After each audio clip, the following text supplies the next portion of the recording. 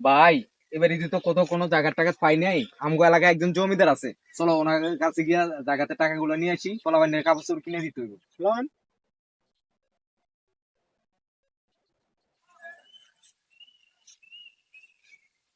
সালাম আলাইকুম। ওয়ালাইকুম সালাম।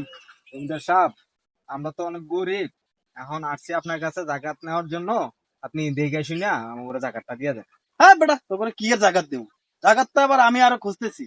কে কইছে আমি তোরা গরিব? আমি আরো গরিব, আমি জাগাত খুঁজতেছি। কে কে জাগাত দিবা একবার ধরে লয়েছে, আমাদের খবর লয়েছে, আমি জাগাতের লেগে যাবো। কত বড় সাহস আমার দ্বারা এসে জাগাত চাইতে! আমি জাগাত দেই? সম্মানিত অডিয়েন্স, যাদের উদ্দেশ্যে বলতেছি, এই যে সামনে মাহে রমজান শেষ হওয়ার পরে ঈদ আসতেছে। এই ঈদে যারা আমাদের এলাকায় যারা আছে, তাদের যেই যারা জাকাত পাওয়ার যোগ্য আছে, তাদেরকে জাকাত ফিতনা এটা দিয়ে দিবেন। এবং এটা নিয়ে কোনো অলসতা করবেন না, কিপটামি করবেন না। এটা যারা পাওয়ার যোগ্য তাদেরকে দিয়ে দিবেন। আর ভিডিওটা যদি ভালো লাগে অবশ্যই লাইক কমেন্ট করবেন। সুজনমাল পেজের সাথে অবশ্যই থাকবেন।